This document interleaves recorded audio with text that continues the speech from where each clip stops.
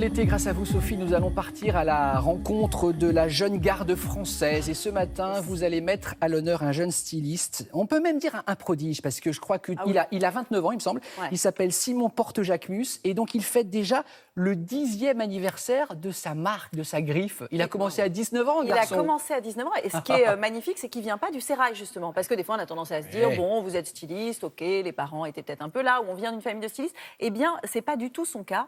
C'est un garçon qui vient de Provence et qui fleure bon la Provence, si j'ose dire. C'est que vous l'avez senti. Ah, mais oui. Et puis surtout, il vient de faire cet été, il l'a fait fin juin, un magnifique défilé dans la Provence, dont la presse a énormément parlé. Au milieu de Champ de Lavande, non? Exactement. Ouais, je l'avais vu. Milieu... Ah, mais alors ça, c'est un super coup aussi, ça. C'était somptueux. Ouais. Il fallait avoir cette idée quand même de génie.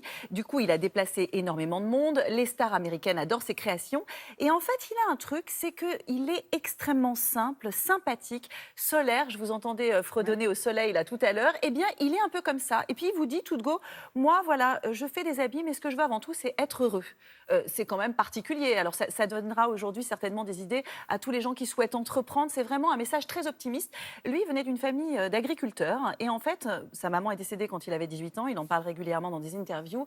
Et il s'est dit, voilà, c'est le moment ou jamais. Je veux plus mentir. J'ai envie de faire quelque chose que j'aime. Et voilà, je vais me réaliser. C'est maintenant et ça se passe maintenant. Et donc, il est la preuve vivante qu'on peut vraiment y arriver quand on ne vient pas forcément de ce milieu-là.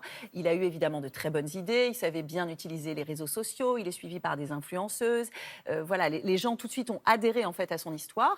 Et alors aujourd'hui, il se développe et il montre vraiment à quel point on peut être fier en France d'avoir cette belle création, parce que bon, là c'est un jeune homme qui vient de Provence, mais on voit à quel point il y a quand même cette vivacité. On reste la capitale de la mode, je crois, le pays de la mode, on peut dire. Oui. Vous en pensez quoi, vous? On reste la ville de la mode, bien sûr. Oui. Eh bien, je vous ai demandé aussi votre avis sur la plus belle avenue du monde. Si on était vraiment la capitale de la mode, je crois que la réponse c'est plutôt oui. Paris, la mode et l'élégance, bien sûr. Bonne nouvelle, cette image d'une capitale glamour et stylée perdure dans l'imaginaire collectif, enfin presque. Est-ce que vous trouvez que Paris, c'est la capitale de la mode? Ah oui.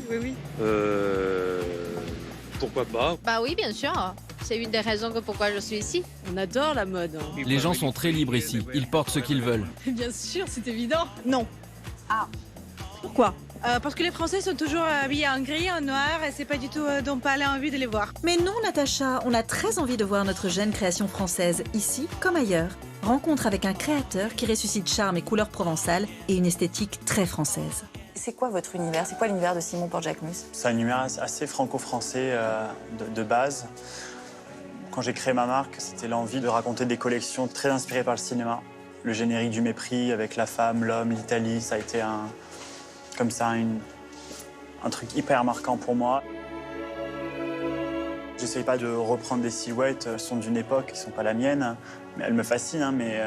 J'essaye vraiment de trouver cette balance entre faire des pièces un peu exceptionnelles qu'on va porter à un mariage ou à une occasion particulière, et la vie de tous les jours aussi, sans que ça soit trop tous les jours. Je fais pas des défilés fin du monde. On n'est pas dans le scénario apocalyptique qu'on voit des fois. Jamais. C'est toujours quelque chose de très positif. Après, ça raconte quelque chose souvent sur mon état d'esprit, sur ma biographie, sur la société, j'imagine. Mais il y a quelque chose d'envoyer un truc très solaire aux gens, de leur donner... Ouais, j'avais envie d'être une marque solaire, en fait. Je trouve que cette case n'était pas vraiment utilisée. Non, elle est plutôt à prendre, je dirais même. Moi, j'ai fait cette marque parce que je suis amoureux des femmes. Celle de ma famille d'abord, mes grands-mères, ma mère, ma sœur. Si vous voulez, économiquement, je ne pouvais pas me permettre de faire des vêtements qui sont juste des vêtements pour une certaine fantaisie. Je suis chef d'entreprise aujourd'hui, donc je ne suis pas seulement créateur dans une bulle. Je me souviens quand j'ai fait mon défilé dans une piscine municipale il y a des années, j'étais le seul nouveau créateur à être inscrit dans le calendrier. Et je me sentais un peu seul, isolé. Et après, il y a eu beaucoup de mouvements à Paris et il y a eu des grosses vagues comme ça de nouveaux créateurs. On peut être nouveau créateur, mais dans plein d'endroits différents. C'est ça qui me fascine grâce aux réseaux sociaux. Ce qui est important en tant que créateur et chef d'entreprise, c'est de rester fidèle à soi-même et de rester heureux, en fait, pour pouvoir continuer.